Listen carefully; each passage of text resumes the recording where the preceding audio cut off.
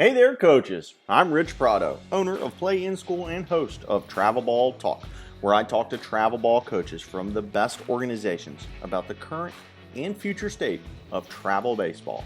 Today's episode takes us on our first international road trip. Shaun Travers is the president and director of player development for the Ontario Blue Jays. Shaun is widely considered one of the leading instructors of infield play, which is quite the compliment for someone that didn't even play high school baseball.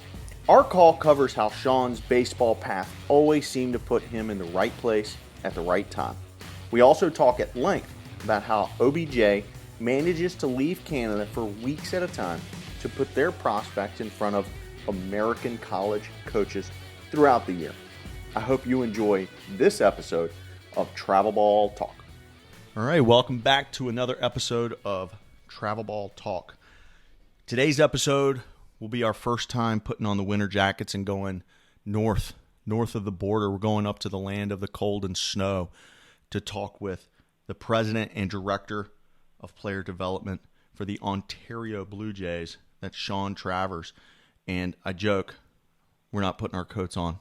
He's actually here stateside down in the hot and humid Atlanta, Georgia. He's got his 16 U's. He's currently on a bus and heading to game one. So, Shaun, I know we're going to try and be quick with our time today because you're heading to a game and you got to get your boys focused. But welcome to Travel Ball Talk, man. How you doing? Great, man. Thanks a lot for having me. Now, I was doing a little light research, a little light reading before I got on the call today, and one of the things that jumped out at me was just how often you put yourself in a position to learn from really good people. And I'll let you kind of go down your own bio a little bit, but I just kept thinking, I'm like, did he do this stuff intentionally, or was it accidental? Was it just the way the stars lined up? Because it seemed from an early age you just had great people around you. And let me back up. For those people who don't know Shaun, you can find him on Twitter over at 64 Club. And we'll have all the links in there. But Shaun is really known in the baseball world as one of the premier infield gurus.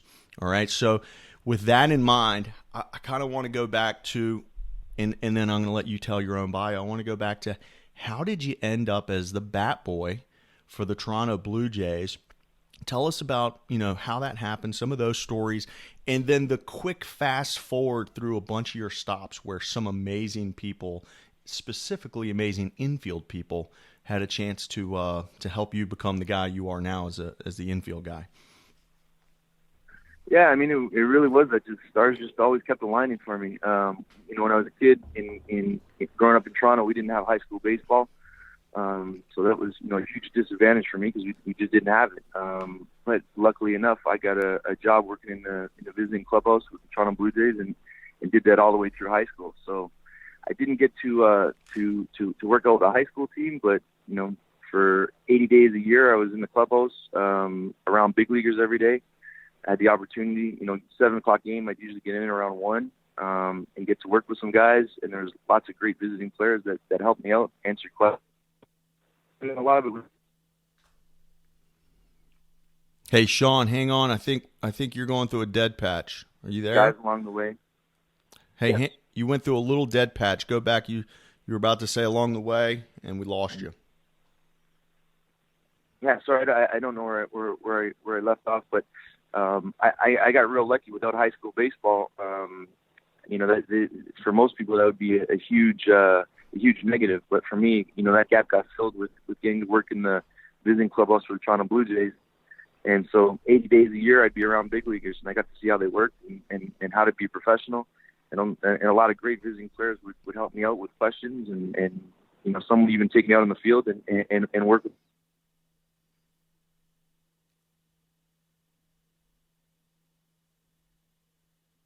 I was going to get one. I wasn't sure where or how. I had a couple stops on the way, but I ended up at Texarkana College with Coach Van Horn and Coach Childress. So incredible coaching staff there. I think I signed real late at Texarkana, and I think I got lucky there. I think Russ Johnson was the guy that was going to go into Texarkana, and at the last minute he decided to go to LSU, so a spot opened up and scholarship money opened up, and so I think a week before school started, I signed with Texarkana, and ended up getting to spend some time with Coach Van Horn and Coach Childress, which was incredible. That's for those of you listening. That's Dave Van Horn, also known as Dave Van Horn from Arkansas, and that's Rob Childress from Texas A&M. So, again, just by coincidence, you land in the lap of unbelievable coaches, well before they become, stars on the national stage. Now, you blanked out for like 2 seconds while you were telling the story, and I didn't hear the name if you mentioned it. I think it's worth repeating, and I'll give you a little piece of personal history. In high school, we went on, I think it was a winter vacation down to Orlando, Florida. It was definitely winter vacation. I think it was a New Year's Eve trip we spent at Epcot, and we saw Kool and the Gang. I'm probably dating myself a little bit. Kool and the Gang was old even back then, and they're still around playing. Now, on that trip, I went to a camp at a place called Doyle Baseball. And, so this would have been early 90s. What would have been the chances we would have crossed paths at Doyle Baseball in the 90s? If it was there, I think I was there in 90 and 91. I worked there, and so that was another incredible opportunity. I met Danny Doyle. He came up and did some camps in Toronto, and I met him, and I think I just think he liked my passion for the game and took some special attention to me. So I decided my senior year in high school, I kind of graduated early and left and went down there and worked at the Doyle School for 12 weeks, I believe it was. And I was just kind of a counselor there. So I got to work out with all the players, and work with the coaches. And that's where I met Brian Doyle, who I think is the best infield instructor in the world. And I got to work with guys that were getting ready to go to spring training. I got to work with kids that were eventual first rounders, and that's who I got to work with every day. So with the Doyles, I think like I said, I think Brian's the best infield instructor in the world. But the best thing about the Doyles was not what they taught, but kind of how they taught, and that's where I learned how for player development how to work on things kind of from the ground up and keep it simple. Be fundamentally strong, and then kind of learn what you have to do within those fundamentals to be great. But Brian, Danny Doyle, Blake Doyle, they were huge influences on me, and really huge influences on creating my passion for the game, because they had such a passion for it. They were so far ahead of the game as far as how they were running their camps and how they were running their events down there. Today in 2019. You can show up at an event and have 20 or 50 or 100 college coaches there, and instruction just kind of dripping all over the place.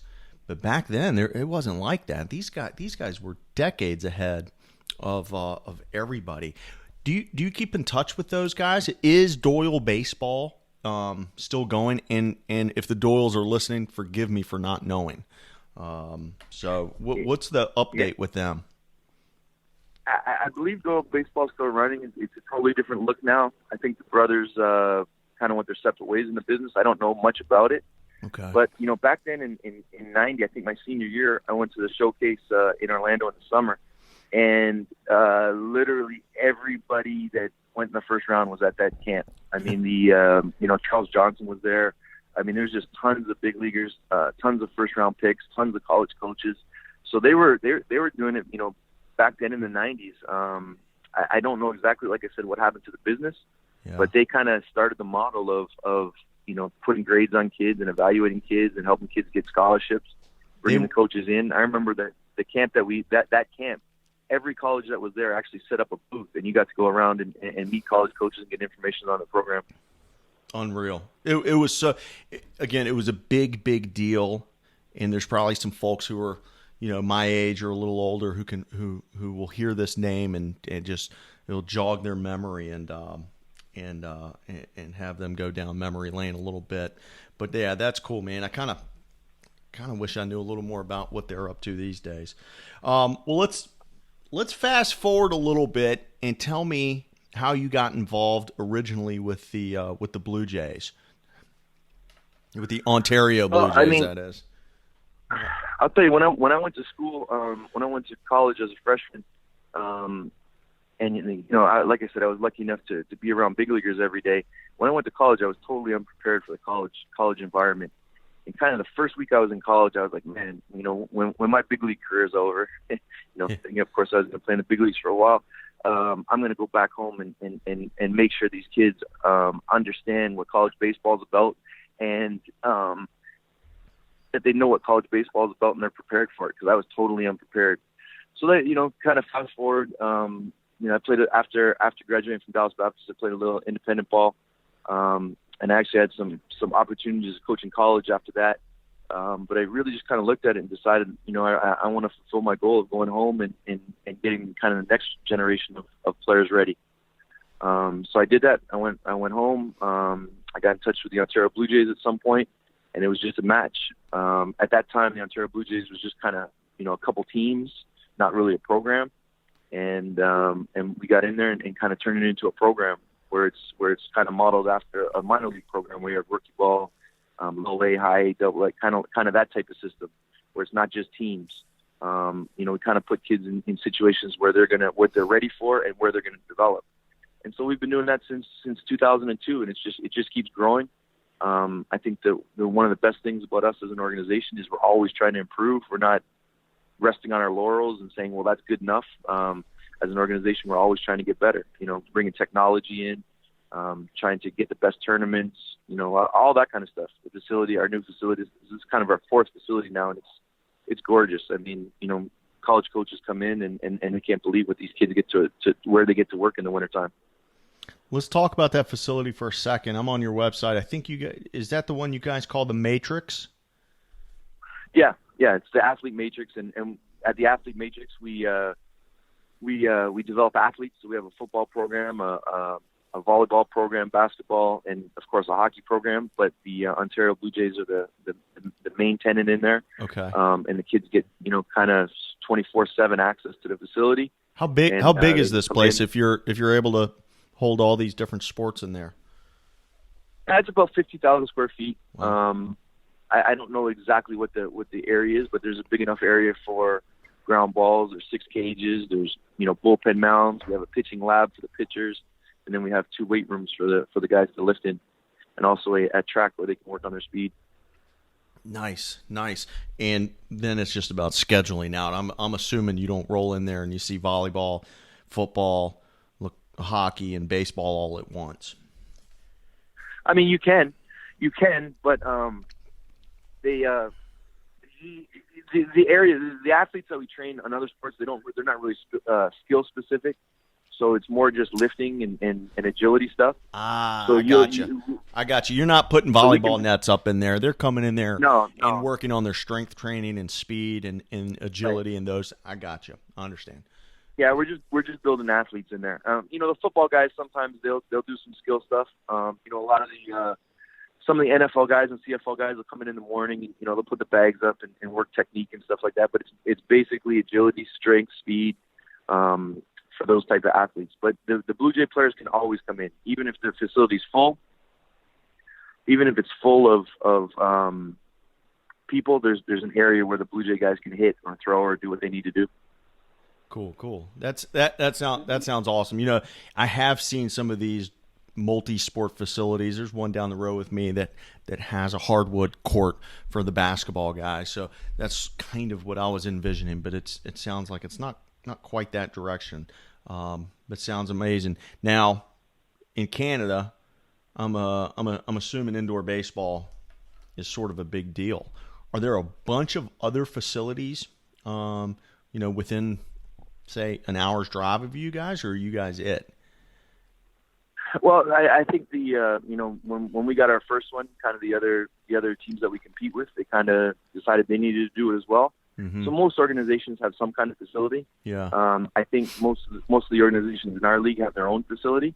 But the ones that don't, they go somewhere else to rent them. But it's not really set up as a business like that. There's not a whole lot of baseball going on there other than Ontario Blue Jays. Got it. There's local teams that come in and stuff like that, but it's really built for our guys. And it was important when we moved on to the other sports that we always kept an area for the Ontario Blue Jays players. Got it. Let's take a short break from this call to talk about my day job, video. In 2019, if you aren't leveraging film to market your guys, you are doing them a disservice. So where do I come in? Well, filming one guy on your iPhone and texting it to coaches or posting it to Twitter is easy. But filming 25, 50, 100, or 200 is really hard. And that's why you haven't done it already. That's why smart coaches partner with Play in School. We do all the work. We come to you. We can film 100 guys in the time it would take you to film just 4 or 5. If you'd like to see every team we partner with, visit playinschool.com/teams. Contact me today to discuss the details. Now, back to the call. All right, so we talked about a little bit of indoor baseball up in Canada, but obviously indoor baseball only goes so far. You guys have to hit the road. And we're going to talk about your fall stuff in a second because that's a kind of a discussion all on its own. But the summer's a big deal. We're right in the middle of summer. You're in Georgia as we speak on the way your first game down there at the Worldwood Bat. You're a long way from Atlanta, Georgia. What are the logistics like for y'all's all of y'all's teams hitting the road during the summertime to get to the different tournaments? Can you kind of talk about who do you send, how many teams are on the road at a given time, and how you manage that? Well, I'll kind of just talk about the 16-year-old group because that's who I'm with. So we left Wednesday night at 10 p.m. We have 2 teams traveling on one bus, so we have 40 players and 6 coaches. Get on the bus Wednesday night at 10. It took us about 20 hours to get to Georgia, so we got in last night around 6. We weren't rushing. We got into the hotel, checked into the hotel, and got up and ready for game 1 today. So we're actually on the road for, I believe, 25 days. We go Atlanta. After Atlanta, we're going to go to Dallas. We're going to Dallas a little bit. Then we go down to the Future Stars Series in Houston. Yep. Spend the week there. Finish up in Houston, then go over to the Marucci World Series in Baton Rouge. So that's kind of our summer. We're on the road for 25 days on a bus. It's, for me, this is the biggest part of the year. The baseball's great. They're going to improve a lot on the field, and the exposure's great. But the biggest thing is they're going to grow up. Their parents aren't here. Even if their parents come down, a lot of parents come down to watch, but they stay in different hotels, and they just kind of show up at the field and say hi. So we get the kids kind of 24/7 for the month of July. And, like I said, they really grow up. They learn how to take care of themselves. There's nobody waking them up for the bus. We tell them what time the bus is, and if they're not on the bus, they can sleep in and have the day off. So they really learn. They really learn how to become young men, and like I said before, that helps prepare them for college. So in a way, and we're going to get to the fall in a second. I'm so in love with what you guys do during the fall. We'll talk about that, but in a way, the summer isn't that different. Besides who you play, that's the biggest difference. Because once you leave, when you left on Wednesday, you don't go home for almost a month. That's incredible. Right. That's incredible. Right, and and there's no, like I said, there's no parental interruption. Like parents are asking, when are you going to do this? I don't know. Mm-hmm. We just we play it day by day, and we're ready for the next day. I know today we had an 11 o'clock bus. We finish this game, we go to the next hotel, and we check in, and then we'll get ready for tomorrow, later tonight. The kids just know every day we're going to be playing baseball. Yeah. We're going to have a bunch of fun. They're gonna become closer friends, and they're going to decide if this is really what they want to do. That's right. And you say you have 2 teams. So on the bus you have 30 to 40 ball players? Yeah, so there's my team, which is generally the older team, and the other 16-year-old team is a younger team. So there'll be a lot of 22s on the other team, and my team will be mostly 21s. Okay. And from a logistics standpoint, you've put both of these teams in the same event for the next 4 weeks. Yeah, I mean, they're the three best events in the country, in my opinion. And, Yep. and that's Atlanta, Perfect Game, Future Stars in Houston, and Baton Rouge, the Marucci World Series. So you can't do any better. So all the kids get the same. They get treated exactly the same. They get the exact same events. So it's a great way to go. Today we kind of have a weird schedule where we're in one part of the city and the other team's in the other part of the city. So they actually have to take another bus today. But I think that'll probably be the only time on this trip where we have to have two buses. Got it. So you just you had to hire a local charter company to come get them and deliver them to the field and then take them back to the hotel. Exactly. But yep. Other than that, you've had it mostly where you can just have the one bus driver handle all the movement. Yeah, sometimes it'll get late one night and early the next day, so we'll have to use an Uber. We'll get the guys back on an Uber or something like that, but it always works out. Beautiful. That's incredible. Now, it's like I know the parents want to be out there. No parent wants to miss their kid doing these activities and playing ball and having a good time. But there is, you talked about it, the growth and development kind of from the off the field standpoint, from the maturity standpoint, when the kid gets a little time away from mom and dad, when they get that leash extended a little bit, it's amazing. Tell me about, what do you see between the time you pick the kid up and then 25 days later you deliver them back to mom? What are some stories you've seen about, or maybe testimonials you've heard back from moms and dads, and they say, golly, I can't believe, fill in the blank. What do you hear from moms and dads on that?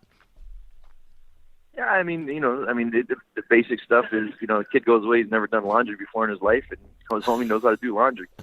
Last night's a perfect example because it was our first night on the road. We got to the hotel. I asked the guys, did they want to go and eat as a team or just stay at the hotel and figure it out?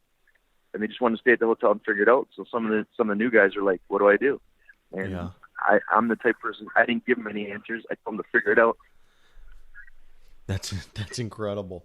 Besides you, what do you have on the bus from a coaching staff or just a chaperone standpoint? How many adults are joining you?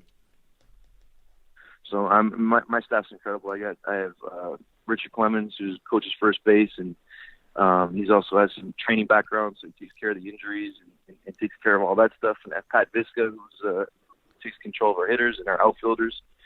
And that's our three-man staff that's been together for about 10 years. So we know what to expect from each other, and we compete. We spend a lot of time together. One of the good things on the road after games, we'll go out to eat, and our socialites talking about what happened that day. Where do we go the next day? So we've spent, like I said, 10 years together, and I feel like I have the best staff best staff that anybody could ever have. The other staff is Shaun Bignell. He's been coaching us for a couple of years. This is his first time on the road.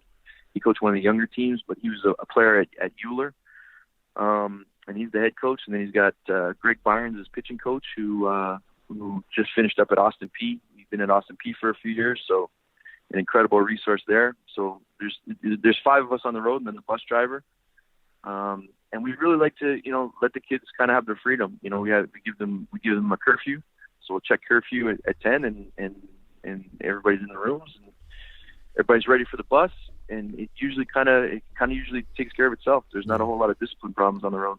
Yeah, so you probably don't know this, and I've shut this piece of playing school down, but I used to run these bus tours where I would load up a charter bus and we would head out on a 4-day trip, and it was basically like doing 20 unofficial visits in 4 days, where we would tour academic facilities as well as athletic facilities at literally almost 20 schools in 4 days' time. And by that third day, I was about burnt out. So I don't know how you do 25 days on the bus with these boys, but what I found was when you put a bunch of ball players on a bus together, and they know that if they mess up, you have the phone number to every program in the country. And when those programs come calling, and you say, yeah, this kid couldn't handle our road trip, that's quite the motivator to walk the straight and narrow line for these kids. Because I mean, yeah, it's not like a threatening thing. I'm not saying it as a threatening thing, but if they can't handle your road trip, then what college coach is going to want them? You know, if they're getting in trouble on with you, there ain't no way they can handle college. So that seemed to take care of it for me. I would never call somebody to say that there's a problem. You know, if somebody asks me, I'm obviously not going to give them a strong review if they can't handle that. Right. You know, back in the day, the punishment used to be a lot of running. You know, guys would mess up, we'd run a bunch. And I've just found now that that running hurts, but what hurts more is not playing. Yeah. And so the fact that you're going to sit on the bench and not play is the biggest motivation. If you're a baseball player, all you care about is playing. Bingo. And if you got to follow rules to play, you're going to go ahead and follow the rules.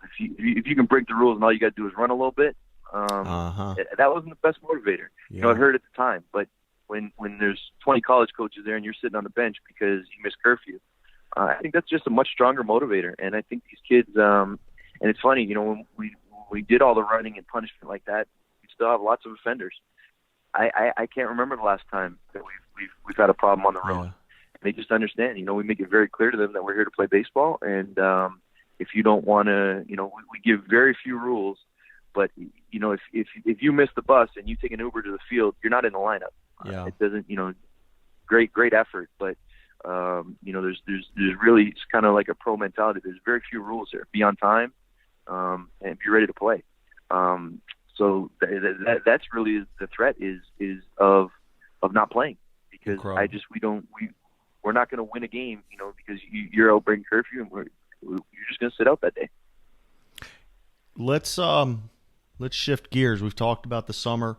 It sounds like a heck of an endeavor, and it's you leave home 3 biggest events of the summer, and you return home 25 days later. The fall feels a little bit kind of similar as far as you get on the bus with, you know, basically 2 teams full of guys, and you hit the road. When you hit the road, can you tell the listeners, if they're not familiar, where are you going, and what's that baseball look like in contrast to what a summer schedule looks like for the Blue Jays?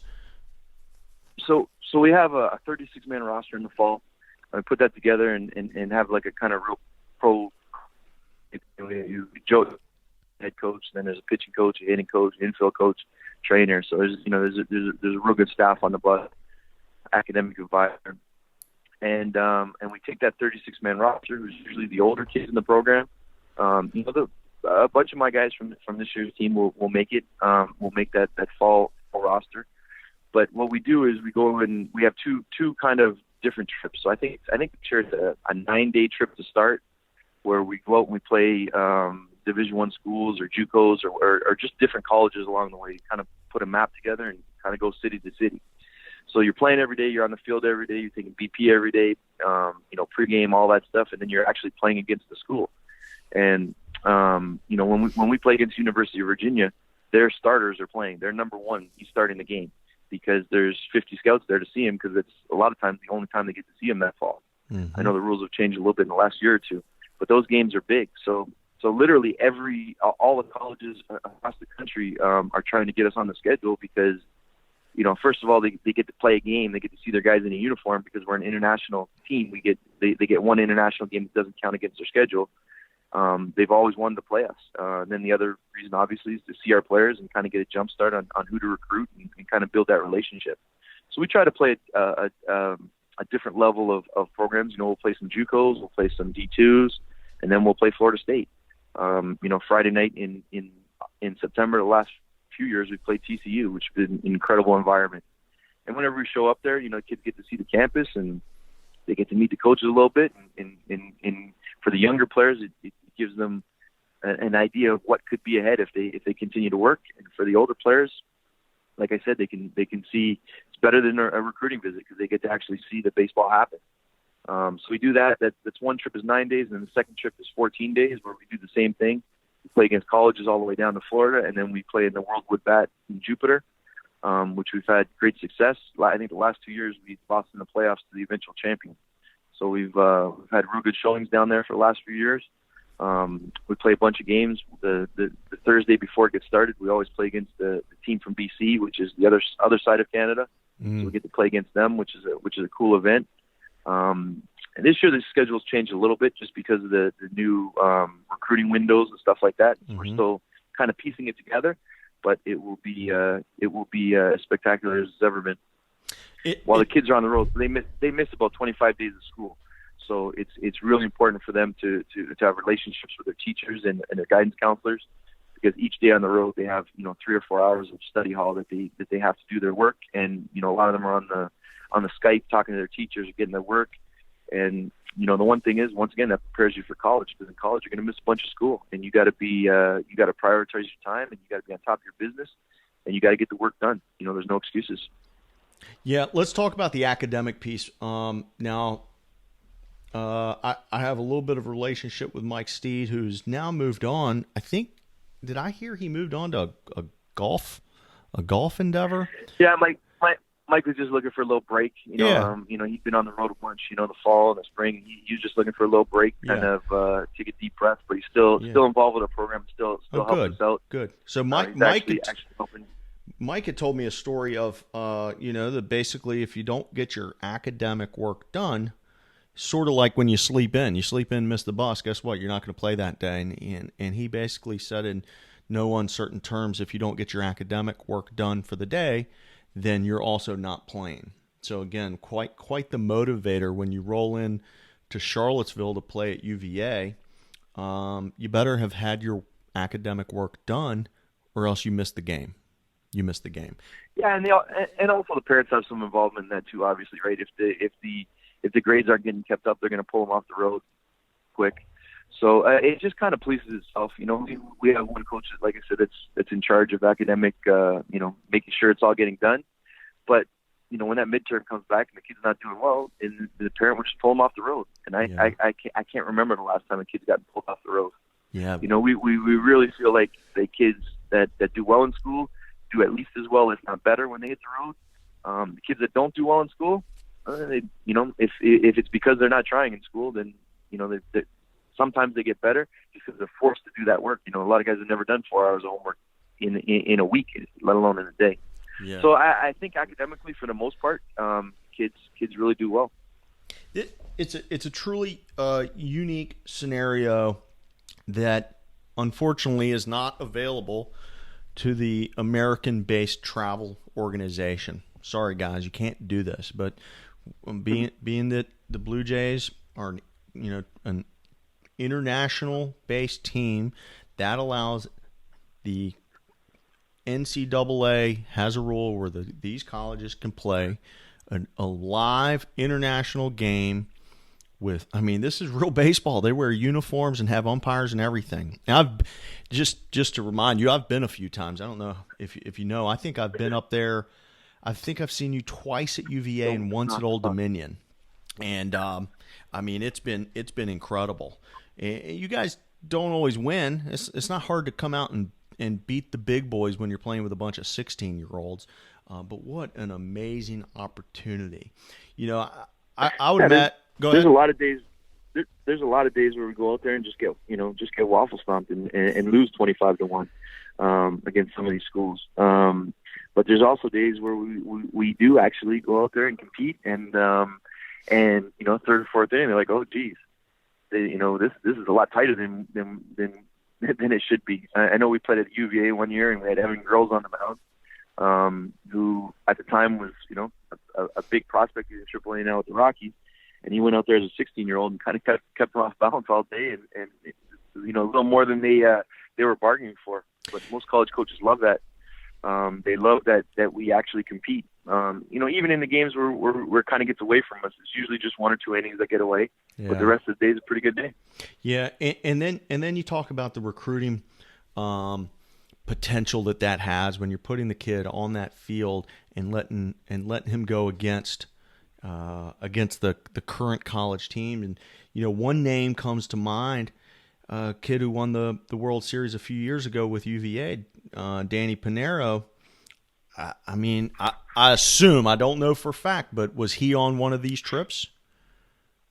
Yeah, he probably was on it for 3 years. Yeah. And he was a good player. There you go. Definitely played against UVA, and it's also the relationship. When you're there playing UVA, you build that relationship, and when they have a need and they ask for something, you let them know they can kind of take a look and say, yeah, that's a guy we want, and get them. I mean, for the most part, the college coaches know what type of kid they're getting if they're getting an Ontario Blue Jay. Sure. And so I think that helps us out a lot as well. And that's just kind of a testament to the success our players have had when they move on, and kind of the character that they bring with them. That they're more grown up than a lot of kids because they've been on the road traveling. They don't need to be babied as much. Yeah, absolutely. Again, the leash has been lengthened a little bit from the parents. The parents, I think they need to be thanked in this situation because without them saying, "Hey, you can take my kid for a month," this is impossible to do. I don't usually spend a lot of time talking about specific kids from organizations during these talks because, listen, every organization that we featured on Travel Ball Talk has had a dude or a dozen dudes. They all have. But one guy that blew me away, I'll never forget this. I drove down to Old Dominion to see you guys. And there was this left-handed hitter taking BP before the game, and I'm not kidding. I think the grounds crew from Old Dominion probably sent this kid an invoice because he destroyed the tree, and the tree was just getting chopped to pieces out beyond the right field fence. And I hope he doesn't kill me for telling this story. I texted Finney, Coach Chris Finwood. I texted him afterward. I go, man, that lefty was something else. And his response was something to the effect of, yeah, future softball All-American. I'm pretty sure he was kidding. And then later. No, I think he was probably serious. I think most kids like Josh Naylor, I think that's what would have happened to them in a lot of different programs. And I think that's one of the things that separates us from other programs is, when a lot of times when people get somebody like Josh, they just kind of let him do his thing, and they don't tell him, they don't talk about the things that he needs to work on. Yeah. And I think Josh in his program, he was, a spectacular hitter, but the body needed work, and that was something that we just, we were always on him about. A lot of times I feel like the way travel ball goes now, when you tell a kid something he doesn't want to hear, he just leaves your program and goes somewhere else. It's easier over there. Well, and to Josh's credit, he had to listen to me with me probably 6 or 7 years. Yeah. Just telling him, look, nobody's going to take you seriously. And eventually, I think when he was about 16, he kind of hit home and he started really taking care of his body. People didn't understand. He had pride. But it would have been real easy for Josh to be like, who's this guy, Shaun, telling me I need to get in shape? The other team's not telling me I need to get in shape. I'm going to go play for them. Yeah. I don't need to hear this stuff. Yes. And I think that's the biggest problem with travel ball is everybody's afraid to tell people the truth because they don't want to lose them. Yeah. And for me, I would rather lose players than not tell them the truth all the time. Well, to put a pin in that story, the bad body left-handed hitter, that would have been in the fall. So say 8 months later, went. I think it was about number 12 overall or somewhere in that ballpark. Yep. He first rounder. So I texted Finney back in June and said, "Hey, your softball All-American just went in the first round." He knew that. He knew and that. I'm sure a lot of people when he won the first. I'm sure when he won the first round, a lot of people said, "Oh, he won the first round, but he'll never make it." And 21 years old, he's in the big leagues, and not only is he in the big leagues, but he's playing the outfield. And that's because in the off season, when other guys were hanging out and checking their friends, he stayed in California and trained every day and got his body in his shape where he could be a big league outfielder. It's all a credit to Josh. Incredible. Incredible. Watching him take BP in high school was quite the show. Quite the show. Well, listen, man, I know you've got a game. How far are you out from where you're going? Do you know? No, we're here. Yeah, we're at the field. We play at 2:00. So I got a bit of time. We just showed up. We got to leave early in Atlanta because the traffic's real bad, right? So we didn't hit any traffic, so we got here pretty quick. Okay, so we've covered y'all's summer big trip. We covered your fall big trip, which I can't say enough of, and obviously you guys are blessed because of the rule with the international competition. That just makes it completely possible, and obviously with the support of the parents to be able to do that. But let's talk about, I always ask the guys who come on about the state of travel baseball.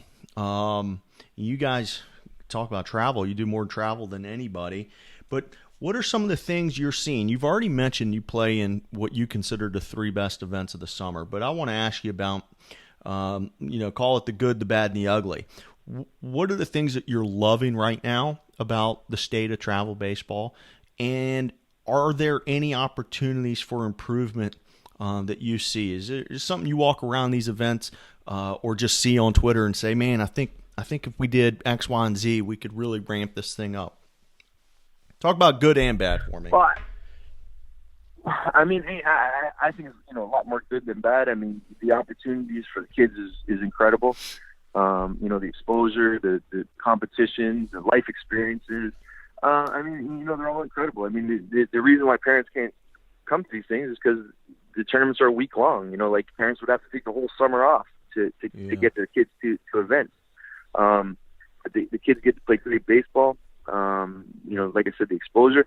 The things that are bad about it is I really think baseball has become a showcase event, which is not good to me. The beauty of baseball is the beauty of the game. Learning how to play the game, hitting the ball the other way, bunting, hitting and running. Doing the little things in baseball are the beautiful things. The home runs are great too.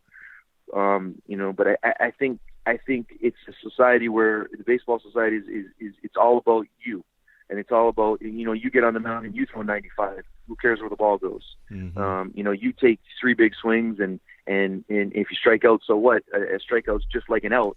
But now you got a chance to hit a home run. And I think that's really ruined the game and unprepared a lot of these kids for college. And they go to school and they play for somebody like Tim Corbin, who, you're a fast guy and he needs you to bunt. You can't bunt because you've never worked on it because in a showcase, nobody cares about a bunt. And I think a lot of the coaches and evaluators, they're part of the problem because when a kid comes up and he's a 6'3", 6'4" runner and he drops down a bunt, I think about 80% of them are like, man, why is this guy bunting? I want to see him swing. Mm-hmm. Meanwhile, you get the upper level coaches like Tim Corbin. He's happy as can be that this kid bunted because he just got him 3-6 down the line and he can see him, in his lineup as a freshman, hitting in the 9-hole, playing left field and doing some things to help him win. So I think the whole showcase thing has really hurt the game. Even in the big leagues, I think guys get to the big leagues and they're not able to do some little things to help their team win while they're learning the game. So they get in there and they're not ready to hit 300 with 40 home runs yet, but they are ready to help their team win if they could do some little things, in the 6 or 7 hole. Just driving in runs with a simple ground ball. And I think that's all gone away because everybody's worried about themselves. One thing I stress on my team is everybody here is good. If you worry about doing your job, everybody will like you. If you're a 3 or 4 hole hitter, your job is to drive in runs, hit extra base hits. If you do that, everybody will like you. If you're hitting an leadoff spot, these college coaches want to see you grind out at bats. They want to see you, walk. They want to see you bunt. They want to see you hit the ball on the ground. They want to see you have a little bit of pop. They want to see you play with energy. If you worry about doing what the team needs for you to win, then you're going to get everything individually. And I think that's something that kids, sometimes parents are like, make sure you throw hard today. Well, what's really the difference between, 87, 88, not knowing where it's going, or 85, 86 with a good curveball, knowing where it's going. Mm-hmm. So I wish somehow, and it's impossible, but I wish somehow the events were more learn how to play the game to win as opposed to just individually go out there and do something great. And I think that's the biggest problem with travel ball. The other problem is just the evaluations. There's a lot of people that put evaluations on Twitter or the internet that don't really have the credentials to do that.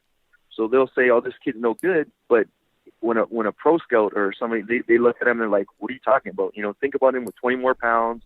Think about him with 1,000 more ground balls. He's going to be a stud."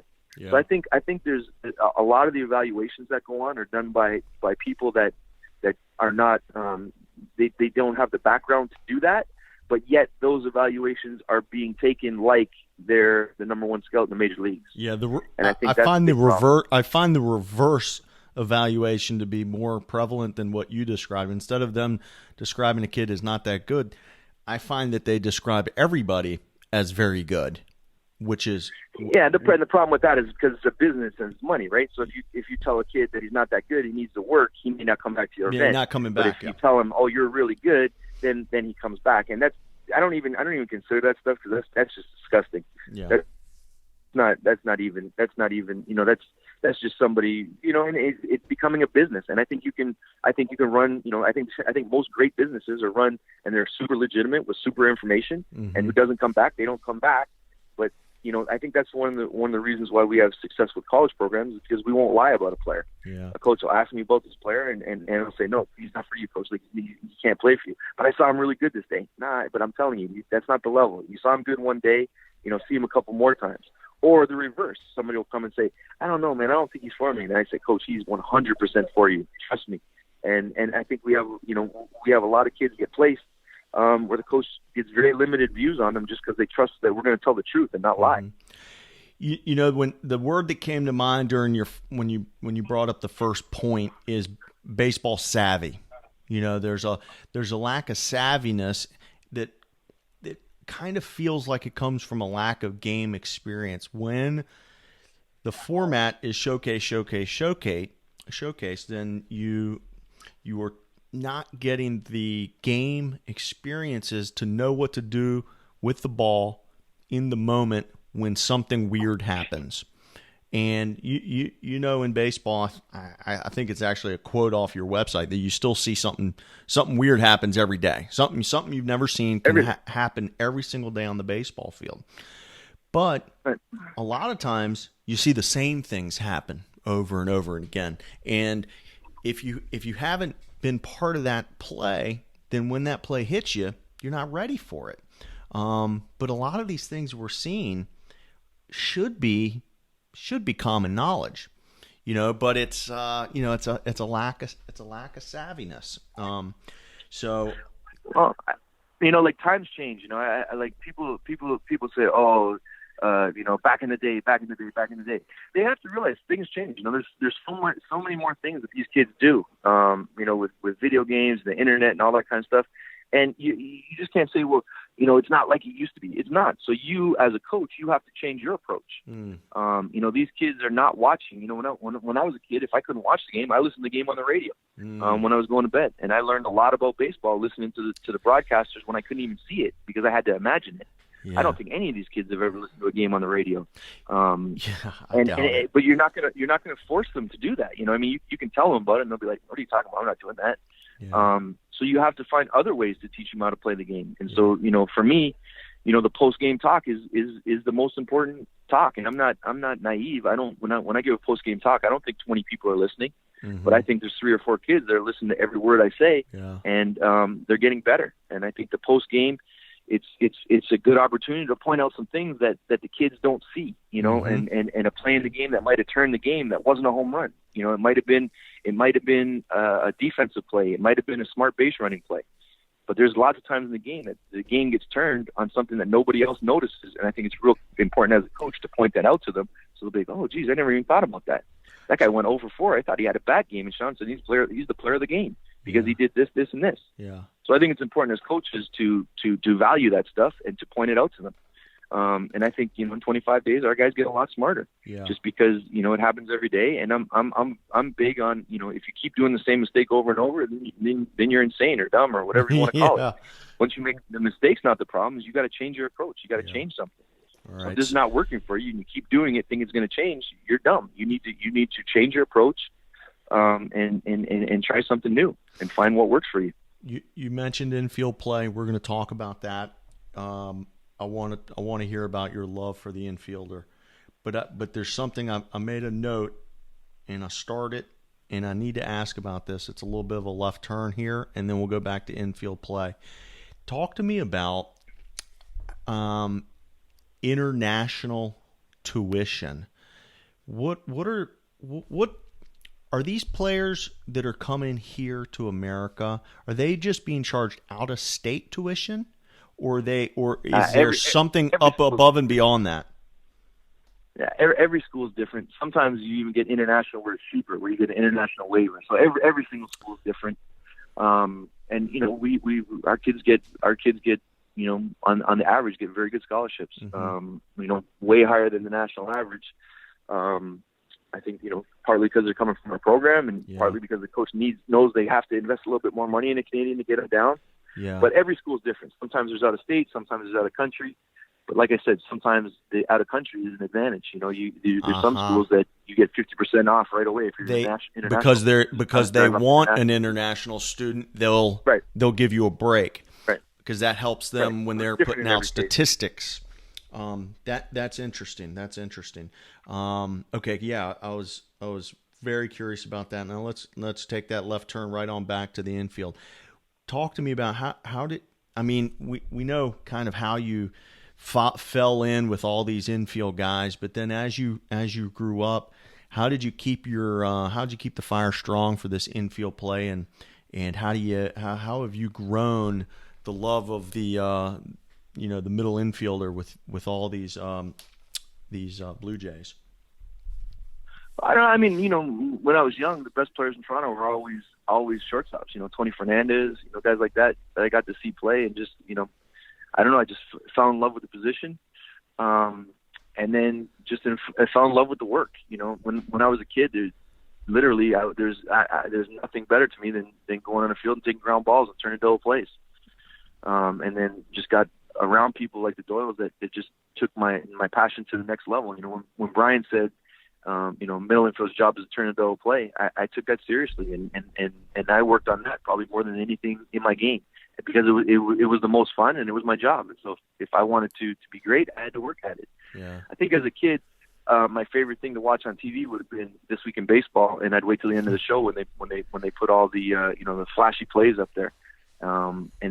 I guess if you're a basketball guy, it's like watching Tucks, and you love watching that. Well, for me, I love watching the diving plays, Ozzie Smith diving and catching it with his bare hand and getting up and throwing the guy out. Like, that was just incredible to me. So that's kind of what started it. When I was in Florida working with Doyle's, I worked with Tony Graffino, who played with the Braves in the big leagues, and we were there together, and we were working out. And he said to me one day, he said, "You know what? I wish there was a league that it was just ground balls, no hitting. We just took ground balls." Wow. And it was kind of weird because Tony was, at that time as a high school player, he was a great hitter. Mm-hmm. And I thought about it. I was like, wow, that'd be a great league. Yeah. And so then I'd go to college and I played for Coach Van Horn, who's a middle infielder and kind of was an awesome teacher. And it just kind of the passion just kept kind of growing. As a kid, I got to work with Omar Vizquel, and he kind of, people talk about deflection. I call it banking. Omar Vizquel kind of showed that to me when I was 13 or 14 years old, and it was just something I had to do. And then the Doyles kind of got me to perfect it. And, I think that's an amazing thing. People watch that and like, how do you do that? And so it's just something that I really worked at and took a lot of pride in. And it was different. But I just think being around those guys, they just, I had the passion already in me, and then they just took it all to another level.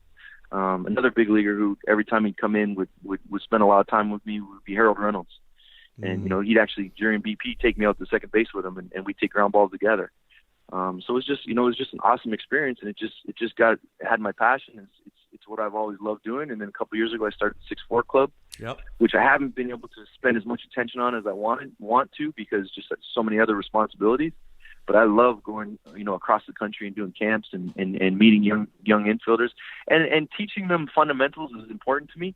But what I really want to do at the end of that camp is I want 2 or 3 of those guys to have a whole new passion for being a middle infielder, and not just be a guy that fields ground balls and throws across, but takes passion in it and really wants to improve all of his skills as a middle infielder. And luckily with Future Star Series, I get to work with some of the top kids in the United States, and it's amazing to me how little they know when I get there. They're just super athletes, and they're just really good. Right. But they haven't really worked on a lot of things. Well, our guys, we spend a lot of time in the winter, so they're fundamentally very sound. They just haven't had the reps. So the American kids from the warm climates, they may not be fundamentally sound on purpose, but they've just taken so many reps that they're very good. Our guys are fundamentally sound. They just need the reps to kind of take it to the next level. Yeah. So the 6'4 Club can be found. Let me see. I'm pulling up the website. It's 64club.com for you infield geeks out there like me. We'll put the link in the show notes, but that's basically Shaun's hub for all his stuff with the infielders. I'd say right now I do more on Twitter than I do on 6'4 Club. Hopefully next year I'm going to have the time. Like I really want to build that into where I can reach more people, on a daily or weekly basis, and kind of put together programs for them that they can work in the off season and get better. Just like I said, just the time hasn't allowed that yet. So I do a lot of my stuff on Twitter. I try to put up videos and make comments and kind of engage with people. I mean, there's lots of, baseball Twitter is interesting. Pitching is interesting, hitting is interesting, but the infield Twitter to me is awesome. I think it's a community where everybody's, kind of helps build each other, and there's no tearing each other down, and nobody's really talking bad about each other, even though, we might not agree exactly. Yeah. We all respect each other and kind of, and play it like that. So it's kind of a cool place, infield Twitter. You nailed it. You're 100% correct. There's so much infighting with pitching Twitter and hitting Twitter because there's these guys from different schools of thought, and you see these guys go at each other. You go over and there's a handful of these guys who are just in love with the infield play. One of the guys, Tucker's up at Yale, is perhaps one of my favorite. He's really good at putting the visuals out there and putting these short, 10-second clips on the show the one little thing that he's describing. He's got it going on. Well, listen, this has been a blast. I want to ask you, just before I let you go, you're talking about these guys down here who are good athletes and they're getting reps, and then you roll in and you see maybe they're lacking one little thing or two little things that can take them to the next level. What are those common one thing? If you could take a good player and say, let's work on one thing to make you a great player, what is that one or two things that you commonly see that needs work on from a middle infielder? Well, the first thing is easy. It's passion. A lot of guys just play it because it's the half inning they're not hitting, and that's how they attack it. They just it's just defense. Yeah. And so the first thing for me is passion. And in getting them to understand and really believe that turning a double play is the most fun thing you can do on a baseball field. So it's the passion.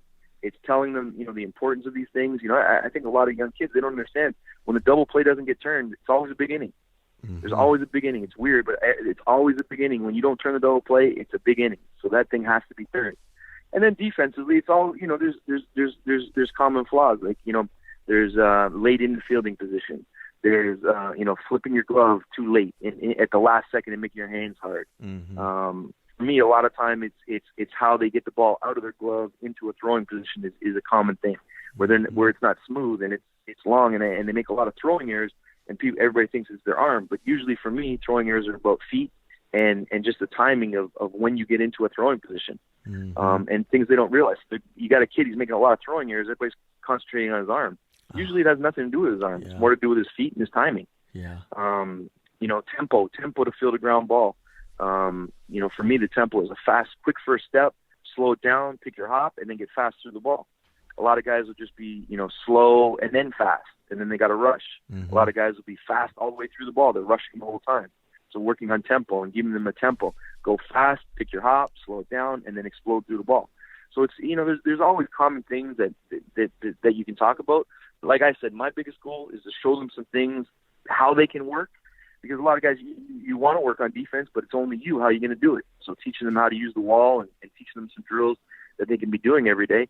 But the biggest thing is just get them to have a passion for defense. When I run into a kid that has a passion for defense, and I do that on Twitter all the time. Like is a 10-year-old, he's as passionate about defense as anything. I'll spend as much time as he wants to talk about fielding, because for me it's a passion as well. Incredible stuff, man. Well, listen, I'm going to let you go. We're going to put all the links up on the show notes when this comes up. It'll be over at playinschool.com/Travers, Travers. But we'll put all the links. We'll put his Twitter. Shaun's Twitter is at 64club, And then obviously you can find the Ontario Blue Jays over at Ontario Blue Jays on Twitter and objbaseball.com. Shaun, this has been a lot of fun. I know you got to go to work now, so go get a win today, will you? Thanks a lot for having me, man. It was great. You got it, man. Awesome. We'll talk again soon. All right, brother. Thank you. I'm having so much fun bringing these shows to you each week. If you'd like to recommend a coach for the show, please don't hesitate to shoot me a note at rich@playinschool.com or DM me on Twitter at playinschool. Again, my name is Rich Prado. I'm the founder of Play in School. My goal is to continue to create products and services that add value to you, the travel ball coaches, your players, and their parents. Visit playinschool.com to see some of the ways we're doing that. Or better yet, let's set up a call. Until next time, thank you for listening to Travel Ball Talk.